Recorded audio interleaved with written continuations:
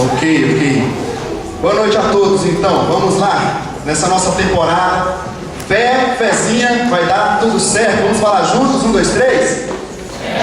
Fezinha, vai dar tudo certo. Ok, eu pedi você para abrir lá em Romanos capítulo 1, versículo 16 e 17, esse texto tem sido a base de toda a nossa meditação nesse mês.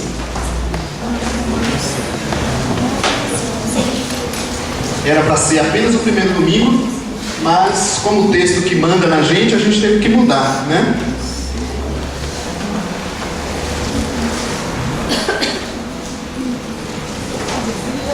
Vamos ler, Romanos 1, 16 e 17. Todo mundo encontrou aí? Diz assim, ó: não me envergonho do Evangelho, porque é o poder de Deus para a salvação de todo aquele que crê, primeiro do judeu e depois do grego. Porque no Evangelho é revelada a justiça de Deus, uma justiça que do princípio ao fim é pela fé, como está escrito: o justo viverá pela fé. Texto maravilhoso. Primeiro domingo. Então nosso tema de hoje é a fé da Escritura.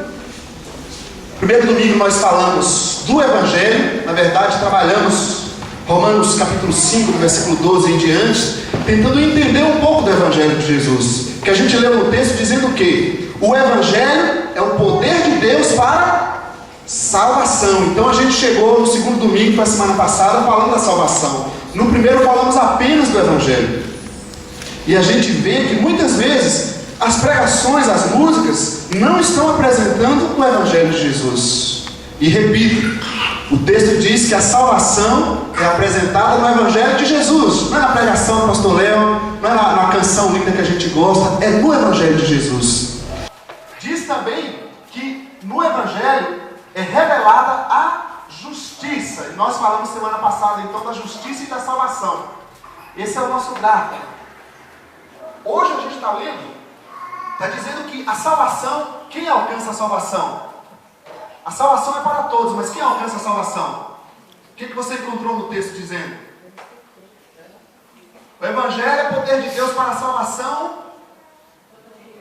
de todo aquele que crê. Olha aí agora entrando a fé. Agora a gente vai chegar na fé. Era para a gente chegar no primeiro domingo, né? Diz também que a justiça de Deus, a justificação que a gente falou domingo passado, tá? Ela é revelada de que forma? Por meio da fé, do princípio ao fim. Então hoje e domingo que vem, se Deus nos permitir, estaremos aprofundando, tentando aí entrar nesse baú sagrado que é a Escritura. A gente sempre tem dito, tudo que Deus tem para dizer para o homem está na Escritura Sagrada. Toda a revelação de Deus na história humana está na Escritura Sagrada. Não está na religião, seja ela qual for, não está em placas de igrejas, comunidades, sejam elas quais forem. Toda a vontade de Deus, todo o plano de Deus para o ser humano está na Escritura Sagrada. Essa é a palavra de Deus. Amém, gente? Vamos pensar um pouco sobre o conceito de fé. A gente apresentou no boletim uma canção, eu não sei se ela é exatamente de alguém evangélico, o que é cantada por muitas pessoas, e um trecho dessa canção diz assim: se a gente colocar a nossa fé em ação e confiarmos e orarmos a Deus, Deus ouve e responde e dá tudo certo. Vai dar tudo certo. Se a gente colocar a nossa fé em ação, vai dar tudo certo. A pergunta é: o que significa vai dar tudo certo? Certo?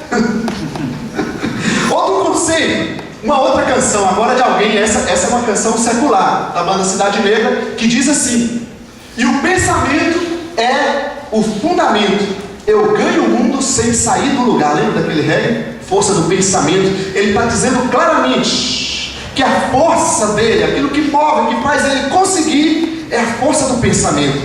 Aqui na outra, a primeira canção está falando de uma fé que vai dar tudo certo. Eu acredito que vai dar tudo certo. Agora eu quero mostrar um outro artigo para você. Quem já leu o livro chamado O Segredo, ou já ouviu falar dele? Tem um filme também, não é isso? Diz assim, olha só, eu quero que você olhe para esse texto e esse texto aqui, qual a diferença dele? No momento em que você pede alguma coisa e acredita e sabe que já a tem no invisível. Você pediu algo e acredita que você já conseguiu. O universo inteiro se move para deixá-la visível. Isso é um grande movimento do pensamento positivo. Que a ciência, apesar deles usarem tanta ciência, a ciência discorda dessa força do pensamento. Isso aqui eu tirei do site, acho que da Abril, você pode procurar inclusive. A própria ciência discorda dessa força do pensamento. Então, gente, vamos entender um pouquinho o nosso conceito de fé. O que é fé pra gente? Eu tenho fé, tudo bem, mas o que é a fé? Uma dica para nós, se a gente quer entender bem a palavra de Deus, faça perguntas para ela. Você lê um texto e não entendeu, pergunte para ele, o que você quer dizer? Faça essa pergunta, você vai ver que ele vai te responder. Para a gente ilustrar um pouquinho o conceito de fé, eu quero mostrar um pequeno filme, um pequeno vídeo. Apaga as luzes, coloca no áudio. Se tem alguém que tem medo de terror aí, me perdoe, mas não tem jeito, tá? Segura, ajuda o irmão aí. Põe o som.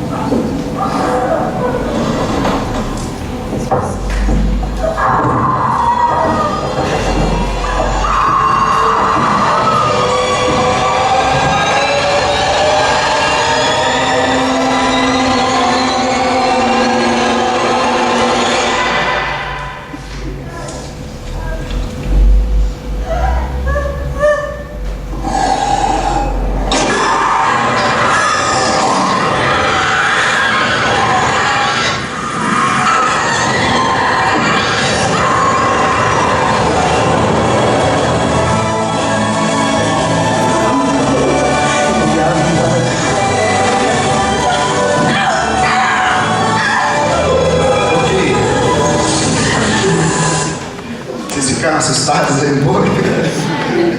Nem tudo que pode parecer não está dizendo que não exista possessão, que não existe o mal, mas muitas vezes a gente está dizendo que é fé, que existe isso, e muitas vezes não é. É superstição, é misticismo, é pensamento positivo e não é escritura sagrada.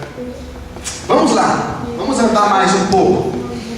Eu queria que você abrisse Hebreus 11. É um texto para a gente entender um pouco do conceito de fé. Hoje a gente vai ter que folhear um pouquinho isso tudo para explicar Romanos 1,17.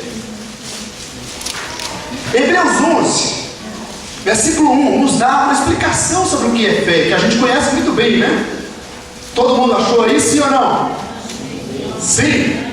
Não? Então ajuda aí. Depois de Apocalipse você chega lá. Hebreus capítulo 11, versículo 1. Ok, acharam? Amém? Então diz assim, ó. Ora, a fé é a certeza daquilo que esperamos e a prova das coisas que não vemos. Ok. Aquele texto do pensamento positivo ainda está batendo, né? Só que uma observação que eu quero fazer para você, conforme Hebreus 11, versículo 1. Aqui está falando da fé que salva, da fé salvadora, da fé no Jesus, no Evangelho, ou da fé no sentido geral? Essa é a pergunta que a gente tem que fazer. Esse conceito de fé que Hebreus 11:1 está nos dando, está falando da fé no Evangelho de Jesus ou da fé no sentido geral, de acreditar, de ter força de vontade, de ser uma pessoa positiva, de ser uma pessoa para frente. Sabe aquele negócio? Tem gente que é para baixo, né? Tudo dele é ruim. Ele é bonito, ele fala, eu não peço, eu sou muito feio, todo mundo, olha que cabelo horroroso. Ele tem dinheiro e fala, eu não tenho nada, eu não tenho carro, as mulheres com guarda-roupa tudo cheio, né? Eu não tenho uma roupa, nem uma casa serve para mim, o guarda-roupa está lotado. gostaram dessa. Brincadeira, meninas, fiquem tranquilos.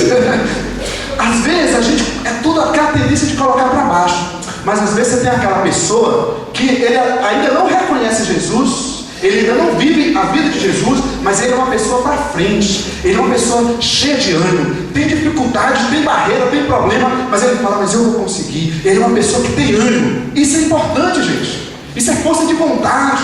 É isso que o pensamento positivo fala. Essa música vai dar tudo certo, está falando. Só tem um detalhe.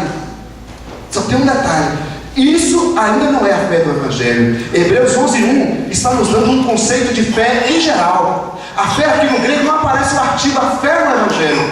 É uma fé no sentido geral. Todas as pessoas, com exceção aqueles que se dizem ateus, né? Ele tem mais fé do que a gente que diz que tem fé, mas enfim. Com exceção aos ateus, todas as pessoas têm fé, independente de religião, de doutrina que ele acredita, ele tem fé, ele acredita em algo, ele busca algo. Os índios lá no meio da mata, ele está acreditando em algo, ele está buscando. Então as pessoas, é normal do ser humano a fé. Até a antropologia diz que há algo intrínseco no ser humano, é um anseio pelo divino. Nós estamos buscando Deus o tempo inteiro. Aí o ateu quer dizer que ele não tem, que ele não precisa, que ele não está buscando. Eu acho que ele tem mais fé do que aqueles que dizem que tem fé, mas tudo bem. Por quê? Então a gente precisa entender que Hebreus 11:1 está nos dando um conceito geral de fé.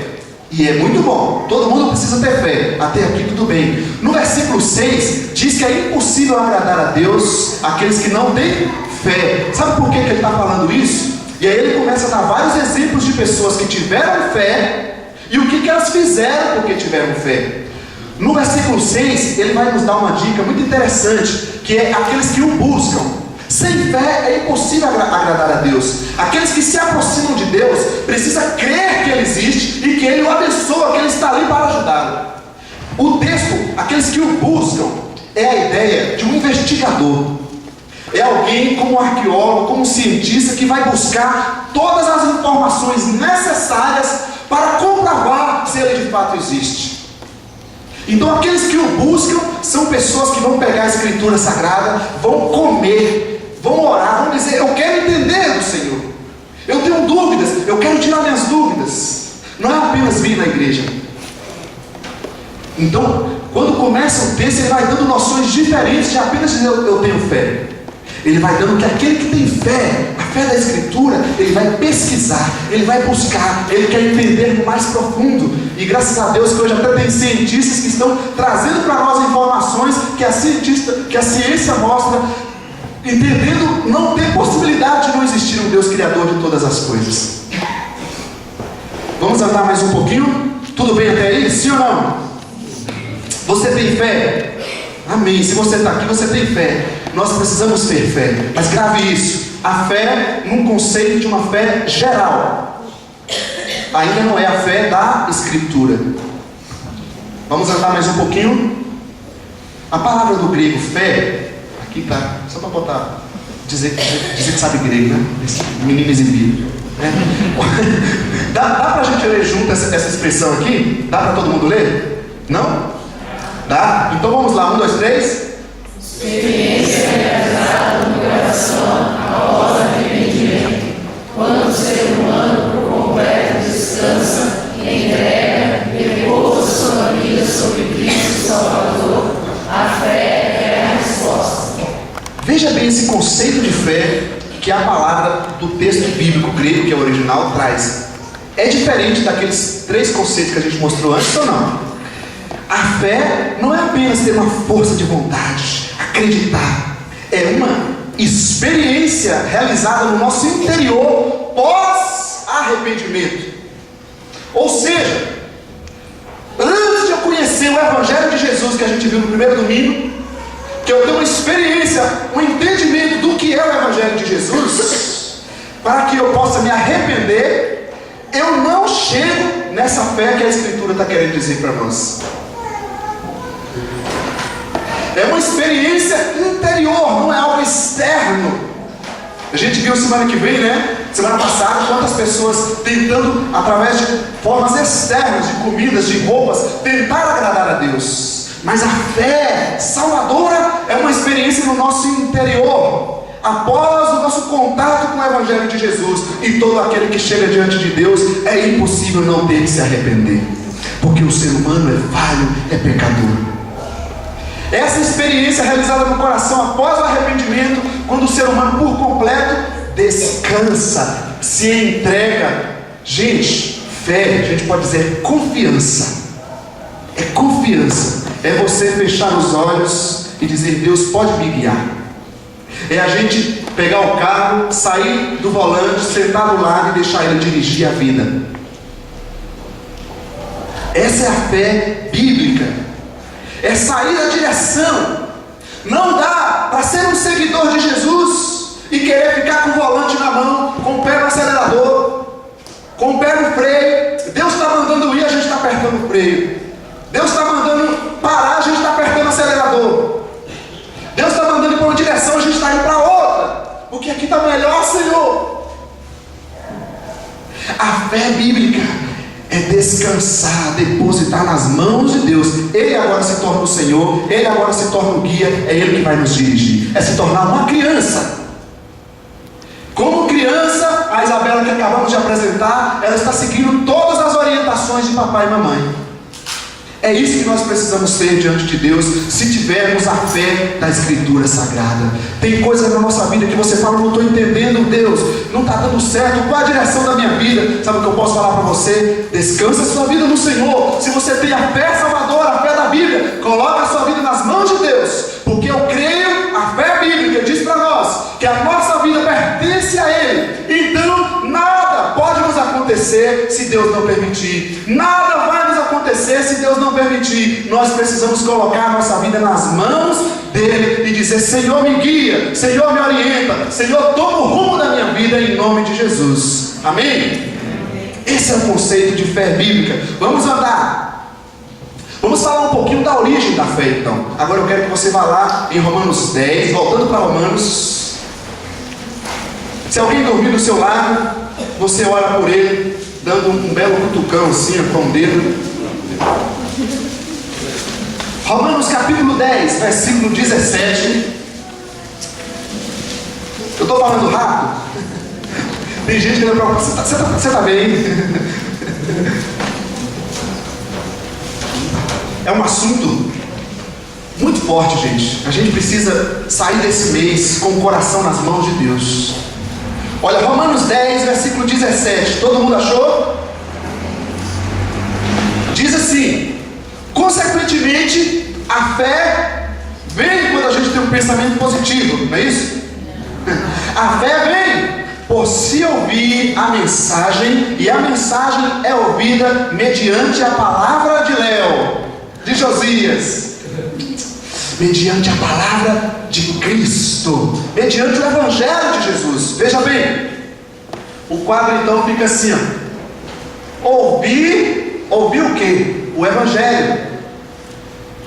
Por isso é importante as nossas reuniões na casa, no templo, nossos relacionamentos, quando a gente está ouvindo o Evangelho. Se nós não ouvirmos o Evangelho, a fé não virá. A gente não vai crer em nada, porque a gente não entende nada. Fé bíblica não é sentir, eu estou sentindo um negócio, estou arrepiado. A fé bíblica é ouvir o Evangelho, é entender o Evangelho. Eu vou mostrar mais para você. Para se ouvir, é preciso que alguém fale, e é preciso que esse alguém seja enviado. A nossa tabela que a gente mostrou, e ela tem um sentido, né? Não foi em vão que a gente mostrou. Olha só, a fé vem por ouvir o Evangelho, sim ou não? A fé vem por ouvir o Evangelho. Quando você vai ouvindo o Evangelho, quando você vai conhecendo a obra de Cristo, a obra de restauração de Cristo, você vai permitindo que a sua mente, que o seu coração seja aberto, que Deus vai iluminando, vai te mostrando o que é a salvação. Então você vai conhecer a obra de justiça e salvação que Ele fez por você. Aí nós iremos alcançar, nós iremos chegar à fé. E o que é mais curioso aqui é a pergunta que eu faço para mim mesmo: o Evangelho produz a fé, ou eu preciso ter fé para chegar no Evangelho? Você fez essa pergunta aí na sua cabeça? Eu diria para você que o Evangelho de Jesus, o amor de Jesus, é como o sol. o raio do sol que está brilhando em todas as pessoas. Aquele sol quente que queima, que diz assim: vamos lá na praia, vamos lá naquela piscina gostosa, naquela água. Aquele sol que está nos chamando, aquele calor que está nos puxando. Ou se você quiser usar uma outra ilustração, é como um imã. Sabe o imã? O imã tem aquela força que está nos puxando. Então o Evangelho de Jesus, onde é manifestado o seu amor por nós, como a gente cantou nessa noite, está nos atraindo. E esse Evangelho nos atraindo, sabe o que vai acontecer? Aquela fé que todos nós temos vai ser reproduzida e transformada numa fé salvadora. Porque eu passo a colocar a minha fé não mais no vão, não mais nas paredes, não mais em qualquer coisa, mas apenas naquele que morreu e ressuscitou por mim, aquele que cumpriu toda a obra de Deus em meu favor. As pessoas têm fé, e isso é bom. O problema é onde nós estamos colocando a nossa fé. Então a fé, gente, não é obra. A fé é uma resposta nossa àquilo que Deus está fazendo por nós. Se o Evangelho nos atrai, se Deus está dizendo: vem para mim, meu filho, eu morri por você, sou eu teu Criador. O que o ser humano vai fazer quando ele passa a conhecer do Evangelho de Cristo? Ele vai dizer sim ou não. Tudo bem? Podemos continuar? Vamos andar mais um pouco. Tem ainda um texto, Mateus, não precisa abrir esse, na parábola do semeador. Jesus fala de 4 tipos de terras, ou de corações, que recebe a palavra dele. E ele diz que um tipo de coração recebe a palavra dele. E qual é o tipo de coração que recebe a palavra dele? É o coração que ouve o Evangelho e compreende o Evangelho. Então, gente, a fé salvadora, a fé da Escritura, é necessário você ouvir o Evangelho. Às vezes chega uma pessoa assim e diz: ah, mas eu não quero saber de Deus, eu não quero de nada. Sabe o que eu digo para ela? Dê uma chance para Deus. Dê uma chance para o teu Criador. Porque é simples você falar: eu não gosto disso, mas você nunca experimentou. Você não conhece. Eu não acho isso certo, mas você não sabe o que é. Como é que você pode dizer que você não acha certo se você nem sabe o que é?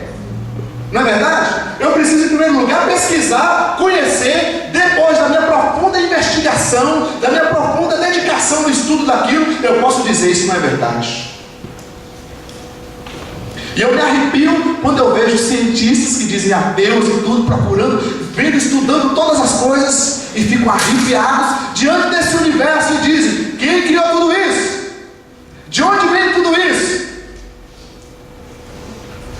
A fé salvadora é uma fé daquele que ouve o Evangelho. Então nós precisamos aprofundar na palavra, na Escritura Sagrada, estudar, vá para os grupos de estudos, leia mais a Bíblia, ore mais, converse mais sobre o Evangelho de Jesus, tire suas dúvidas. Se vem uma dúvida, se tem pessoas colocando dúvidas na sua cabeça, converse com alguém. Não deixe o inimigo semear dúvidas, semear coisas em sua cabeça que vai te atrapalhar. Amém, gente? Na origem da fé, vamos encaminhar mais um pouco. As barreiras que nós enfrentamos, olha só, as barreiras que nós enfrentamos para viver, para desfrutar da fé que salva. Não a fé em geral. Queria que você abrisse 2 Coríntios, segundo livro de Coríntios, capítulo 4, versículo 3 e 4. Um texto também muito conhecido, eu acredito.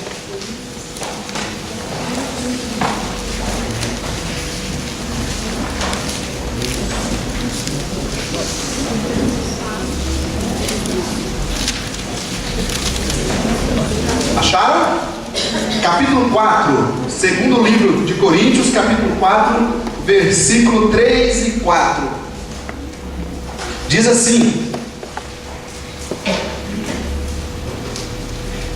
versículo 3: mas se o nosso Evangelho está encoberto, para os que estão perecendo é que está encoberto.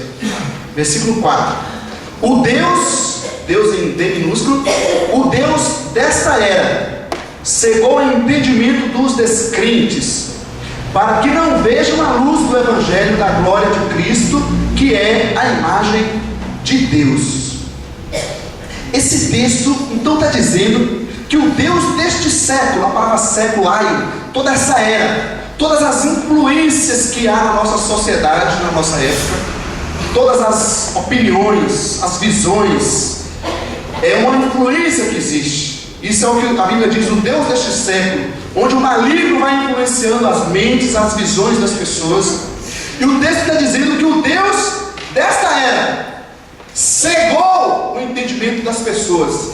Se a gente ler apenas o versículo 4, eu fico me perguntando assim: mas o Evangelho de Deus não é poder? Como é que ele pode deixar um Deusinho desse cegar o entendimento das pessoas?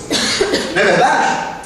Por isso que a gente tem que ler a Bíblia toda. Vamos entender que o texto não está dizendo bem isso. Existe sim uma cegueira espiritual. Só tem um detalhe, gente: encoberto para os que preferem as trevas. Deixa eu dar os que preferem, os que ficam na perdição. Deixa eu mostrar para vocês em João capítulo, não precisa abrir esse, no Evangelho de João capítulo 3, versículo 17, diz que a luz veio ao mundo. Era para eu fazer uma ilustração, eu esqueci de pedir ao Fábio aquela luzinha dele que me ajudou outra vez, né? Imagina isso aqui tudo escuro, aí você traz a luz, a luz veio ao mundo, e o que acontece com as pessoas? Elas fugiram da luz, elas não querem a luz, elas preferem as trevas. Por que elas preferem as trevas? Porque o coração dela não quer Deus, ela prefere o mal, ela prefere viver no pecado que ela está, no mal que ela está. Então a gente precisa entender isso aqui. A luz de Jesus veio ao mundo. Por isso que a Bíblia está dizendo que o Evangelho está encoberto para os que se perdem, para os que dizem não à luz, para os que dizem assim: eu não quero a salvação, eu não quero a luz, eu quero ficar aqui na minha perdição. Então o que vai acontecer? Nas trevas, sabe quem age nas trevas? Não é o Senhor da vida. Quem age nas trevas é o Deus deste século. E sabe o que ele vai fazer? Ele vai te cegar mais e mais. Quanto mais nas trevas eu andar, mais eu estarei cego. Quanto mais as trevas eu dar meu coração, mais eu estarei cego. Quanto mais a vida de trevas eu viver, mais eu estarei sendo cego. O maligno não pode agir no campo de Deus. Aqueles que vêm para a luz, ele não pode tocar. Agora, aqueles que ficam nas trevas, ele está escolhendo o maligno. Estão entendendo, gente? Amém? Essa cara de vocês assustada me assusta.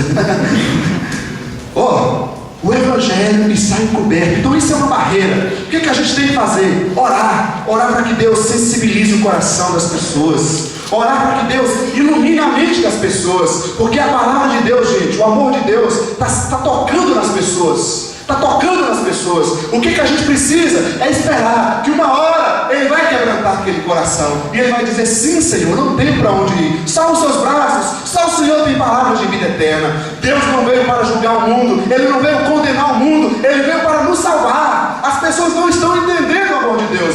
Deus não veio nos condenar, Ele veio nos tirar da condenação.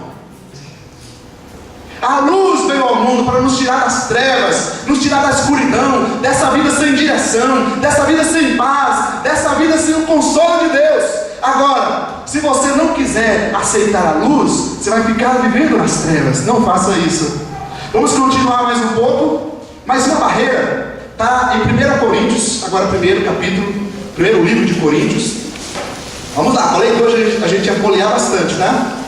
Primeiro livro de Coríntios, capítulo 1, se eu não me engano, versículo 23. Isso mesmo. Capítulo 1, versículo 23. As barreiras que a gente tem enfrentado, que a gente enfrenta para chegar na fé da Escritura, na fé que salva. Diz assim a Bíblia, o texto sagrado. Encontraram aí, sim ou não? 1 Coríntios 1, 23 diz assim: nós, porém, pregamos a Cristo crucificado, o qual de fato é escândalo para os judeus e loucura para os gentios. Isso me chama muita atenção. É uma outra barreira que há, não apenas a cegueira que o Deus deste século faz na mentalidade das pessoas, né, colocando religiosidades, colocando fanatismos, etc. Né? Tem essa barreira também. Como a pessoa ouve o Evangelho de Jesus? Se a fé salvadora vem pelo Evangelho, o que ela acha do Evangelho? O que é o Evangelho de Jesus para ela? O texto está dizendo que para os judeus é o quê? Escândalo. Isso me chama muita atenção, porque os judeus aqui representam os religiosos. Não é isso? está dizendo que o Evangelho de Jesus é escândalo para eles. Quantas pessoas você já ouviu dizer, mas como assim? Jesus morrer, crucificado, que coisa pequena, que humilhante. Ele acha assim aquela coisa mais absurda. O judeu, principalmente, ele esperava um Messias executivo, um Messias presidente, que chegasse lá e detonasse o Império de Roma, colocasse ordem naquele lugar, exaltasse os judeus. Ele queria poder. Mas o Evangelho de Jesus não fala de um Deus de poder, fala de um Deus que morreu por nós, um Deus que pagou o preço do pecado por nós, para nos dar libertação, para nos libertar, para nos amar. Ele fez tudo isso por nós. E as pessoas estão querendo fazer sacrifícios, como a gente falou semana passada. Elas não aceitam o sacrifício que Jesus fez por elas. Elas querem fazer algo. Não, é um absurdo aceitar que Jesus fez algo por mim. Eu preciso fazer algo. Não, não é possível chegar na fé da Bíblia dessa forma. A fé salvadora não é encontrada dessa forma. Nós precisamos vencer essa barreira. Precisamos vencer a barreira da religiosidade para chegar no Evangelho de Jesus. Enquanto o Evangelho de Jesus for escândalo na nossa vida, a gente não chega na presença dele com liberdade. É difícil para você olhar para as culpas, entender o perdão, a gente entender que Deus morreu, Ele pagou o preço. Eu não tenho que pagar o preço, eu não tenho que levar acusações, eu não tenho que carregar escravidões na minha vida, coisas que me prendem. Eu posso ser liberto, eu posso ser livre. Isso é escândalo para você? Ou é o Evangelho de Cristo? Deus pode operar uma obra na minha vida, mas tem um outro grupo, além dos judeus que era escândalo, o outro grupo diz o que aí na sua Bíblia? O Evangelho é loucura para os gregos, para os sábios, para os gentios. E isso também é visto hoje na sociedade. Que nada, esse negócio de Evangelho, de Deus morrer no meu lugar, isso é loucura, que absurdo, isso não entra na minha mente. Que loucura é isso? Veja bem, a filosofia grega é muito mais louca do que qualquer outra coisa. Tem mitologia, tem textos lá que a racionalidade não dá para chegar naquilo. Agora eles querem dizer que o Evangelho, que um Deus, na verdade, que o Deus Santo e Poderoso não pode morrer no meu lugar. Isso não é racional para você. Não é racional para você aquilo que a gente viu no primeiro domingo. Se todo ser humano está em pecado, que ser humano pode fazer alguma coisa? Então não adianta, meu querido, a pessoa querer comprar Deus dando dinheiro, querer fazer isso, querer fazer caridade, querer pagar promessa, querer fazer qualquer coisa, não adianta. Não, só tem um jeito de chegar a Jesus, é se render diante dele, é dizer: eu aceito o que o Senhor fez por mim, eu me entrego, eu me rendo, e o Senhor pode dirigir a minha vida. Muitas vezes eu fico assustado com os cristãos, porque se Deus é o Senhor da tua vida, se o Deus é o Senhor da minha vida, eu entendo que nós precisamos ajudar uns aos outros. Que quando eu chegar em você e der aquele belo puxão de orelha dizendo: olha, será que você não está saindo do rumo de Deus? Você não vai entender isso como ofensa, você vai entender isso como ajuda. Quando você chegar em mim e perguntar, como minha esposa sempre faz: você está orando, meu amor, você está lendo a palavra? Eu não vou ver isso como ofensa, mas eu vou ver isso como ajuda de alguém que quer o meu bem. Porque agora a vida é dele, a vida não é mais minha, a vida é do Senhor. Amém, gente? Você está aí? Você está aí de corpo, alma e espírito? Aleluia. Vamos continuar mais um pouco? Será que o Evangelho tem sido loucura na sua mente? Agora vamos falar um pouco dos resultados dessa fé salvadora. Os resultados, o que é que essa fé salvadora deve produzir em nós? Se eu a alcancei, se essa fé foi produzida em mim pelo Evangelho, eu gosto de pensar dessa forma. Olha só, o amor de Jesus, o sol de Cristo na minha vida, me iluminando, produz dentro de mim essa fé salvadora e me leva a dizer: sim, Jesus. Isso é maravilhoso, é o amor de Jesus, gente. O amor de Cristo é a iniciativa por você. Antes de você pensar em estar aqui, Deus estava fazendo tudo para que você estivesse aqui. O amor dele estava movendo o mundo para que você pudesse estar aqui. Isso é forte. Deus tem agido na eternidade em teu favor. Ele tem agido na eternidade em teu favor. Vamos ver os resultados então dessa fé salvadora. Queria que você abrisse aqui Romanos 1,17, que aliás já está ali no texto, a gente já viu. Eu queria entender essa expressão de fé em fé. Falei que esse mês ia ser um pouco pesado, né? Para a gente entender um pouco mais da fé. diz que a justiça de Deus é revelada de fé em fé. E aí aquela perguntinha santa, né? O que significa isso? Como assim de fé em fé? Não é? A gente tem que fazer perguntas. Tem texto na Bíblia, de fato, tem texto que a gente precisa aprofundar um pouco mais para a gente entender, porque não está claro, né? De fé em fé. Isso pode significar muita coisa. E eu trouxe aqui alguns significados possíveis para vocês. Não? A gente pode escolher. Pode significar de fé em fé, que é da fidelidade de Deus que toma a iniciativa para a nossa fé como resposta. Ou seja, como é que Deus manifesta o seu amor por você? Ele tomou a iniciativa, Ele cumpriu todo o protocolo, Ele morreu no teu lugar. Tudo partiu da fidelidade dEle por você e por mim. E isso deve produzir em nós o quê? Fé.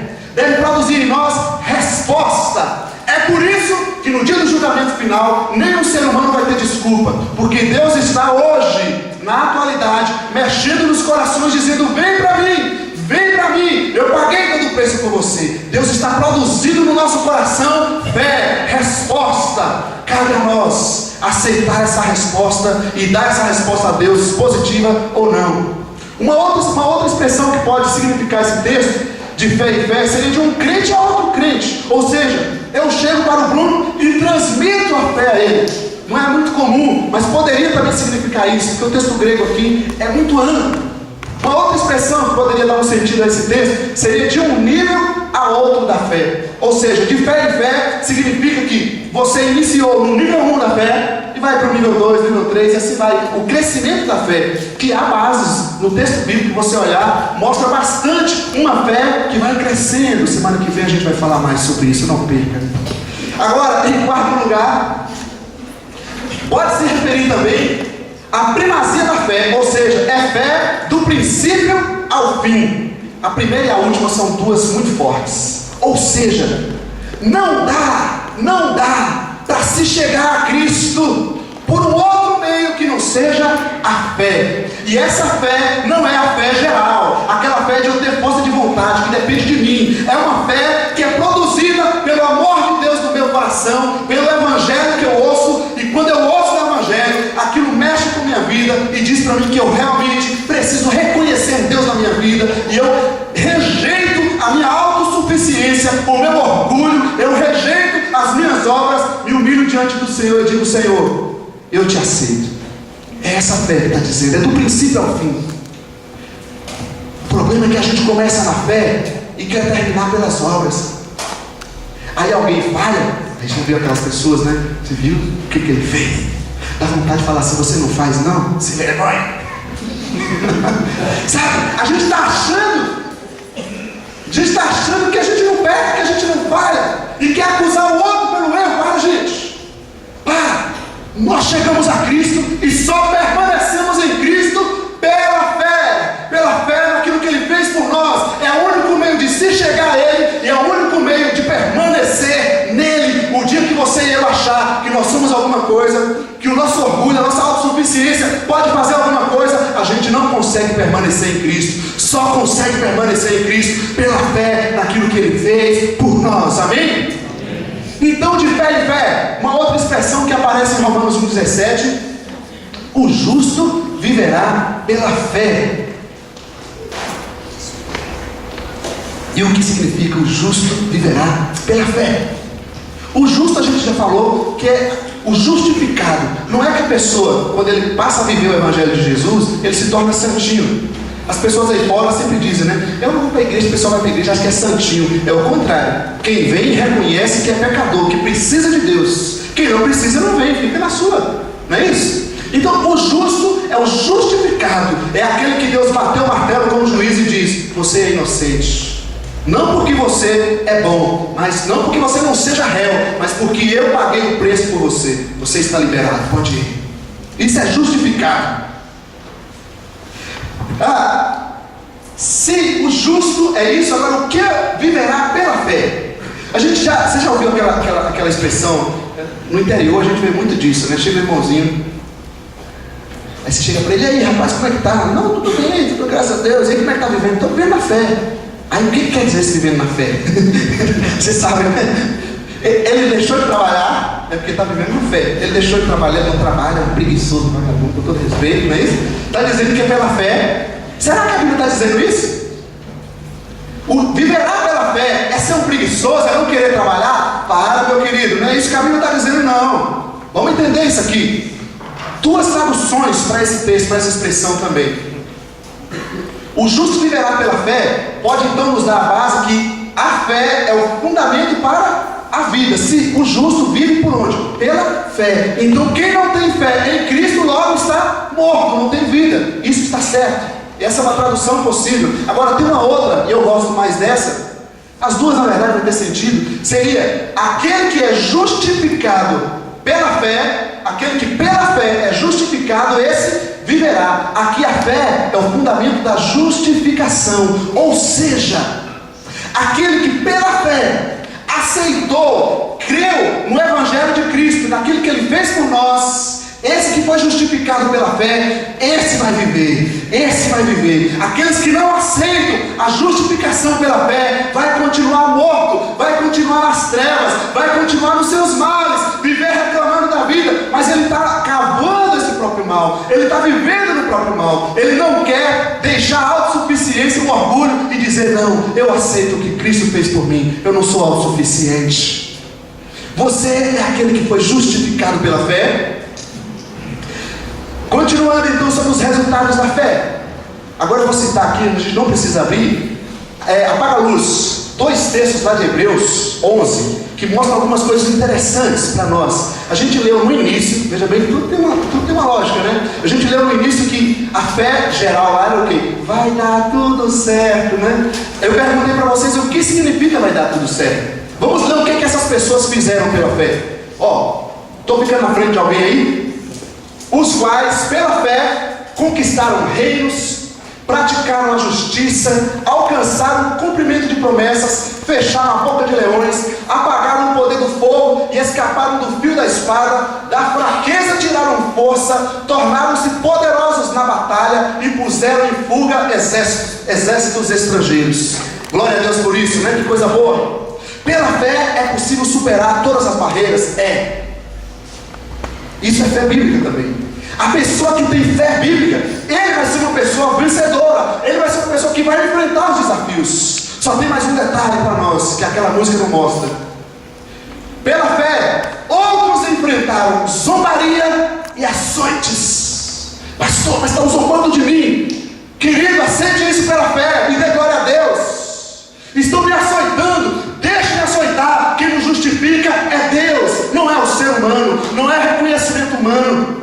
Mais um detalhe: outros ainda foram acorrentados e colocados na prisão, apedrejados, cerrados ao meio, postos à prova, mortos ao fio da espada, andaram errantes, vestidos de pele de ovelhas e de cabras, necessitados, afligidos e maltratados. O mundo não era digno deles, vagaram pelos desertos e montes, pelas cavernas e grutas. Então, pela fé é possível também passar por tribulação, e nós vamos passar dando glórias a Deus, entendendo que Ele é conosco. Pela fé é possível enfrentar enfermidades, pela fé é possível enfrentar problemas familiares, pela fé é possível enfrentar dificuldades financeiras, pela fé é possível enfrentar calúnias, pela fé é possível enfrentar pessoas que mentem a nosso respeito, pela fé é possível enfrentar os desafios que essa vida nos traz. E por quê? Muitas vezes, quantas pessoas já abandonaram Cristo na hora da dificuldade? Era a fé salvadora da Escritura ou a fé geral? Estão percebendo? Vamos andar mais um pouco. Está terminando, tá? Só falta mais 10 slides. Eu coloquei algumas frases aqui para a gente. Coloquei algumas frases. Olha, todo aquele que tem a fé da Escritura é uma pessoa positiva, para frente, acredita, claro, porque ele crê em Deus. Como é que ele vai viver cabisbaixo o tempo inteiro? Agora, nem toda pessoa positiva, para frente, tem a fé da Escritura. Concorda ou sem concorda? Toda pessoa que tem a fé da Escritura será sim uma pessoa com bom ânimo, como diz o texto. Tenha bom ânimo, eu venci o mundo. Mas nem toda pessoa com bom ânimo significa que ela tenha fé salvadora.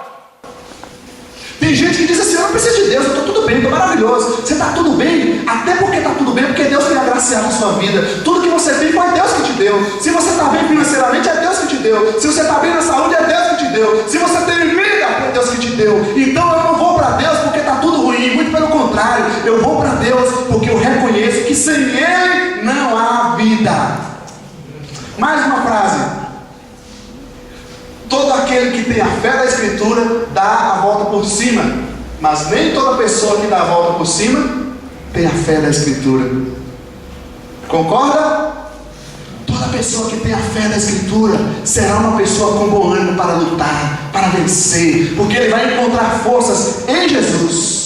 A luta vem, queridos. A Bíblia não diz para nós que não há lutas, que não há dificuldades para o cristão. Diz que há sim, mas em Jesus, como nós cantamos, pela fé no Filho de Deus, eu posso lutar, eu posso vencer, eu posso encarar as dificuldades, os desafios que essa vida vai apresentar diante de mim.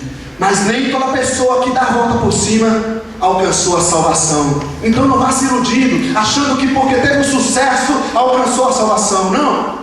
O sucesso na linguagem humana e o sucesso na ótica bíblica é bem diferente. Nós vimos que aqueles que foram cerrados ao meio, eles morreram glorificando a Deus, entendendo que eles tinham uma pátria muito maior, que era a pátria eterna. Se nós perdemos o braço, que eu não perca a vida eterna. Se for possível, necessidade, perder a perna para entrar no reino de Deus, que seja melhor eu entrar no reino de Deus sem minha perna. Se for necessário eu perder as minhas finanças para entrar no reino de Deus, que eu entre no reino de Deus, mas que eu não perca, que eu perca as minhas finanças, mas que eu não perca o reino de Deus. Se for necessário você perder a saúde, que perca a saúde, mas que não perca a salvação eterna, porque um dia essa vida vai findar. Agora a vida eterna você vai sofrer eternamente se não estiver com Cristo.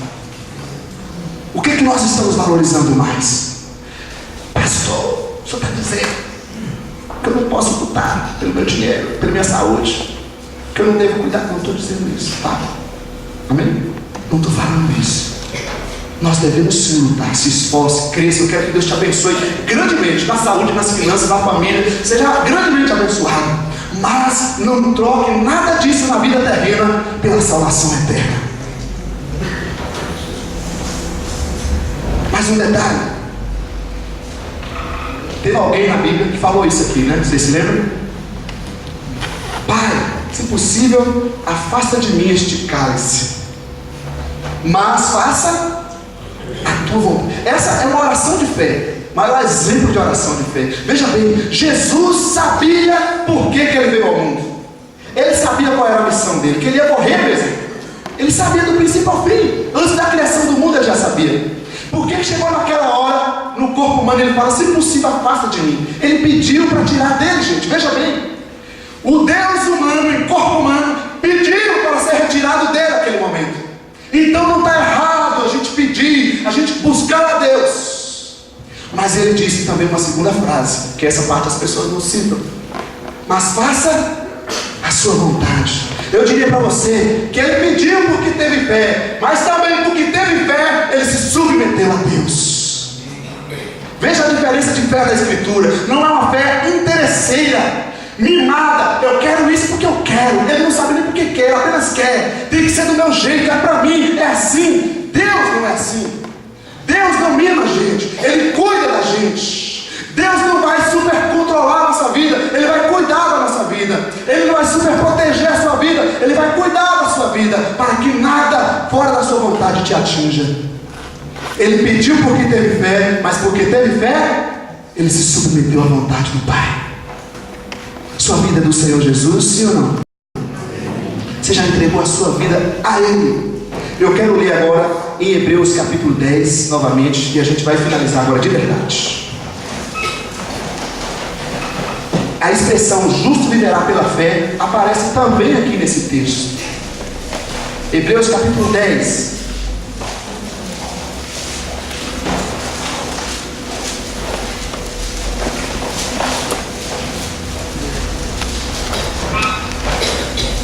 Acharam? Versículo 38 e 39. Pode folhear aí. É importante isso. A gente vai conhecendo a Bíblia, né? Conhecendo a Escritura Sagrada. Hebreus capítulo 10, versículo 38 e 39. Diz assim: Olha a expressão novamente aparecendo lá de Romanos. Mas o meu justo viverá pela fé, e se retroceder, não me agradarei dele. Nós, porém, não somos dos que retrocedem e são destruídos, mas dos que creem e são salvos.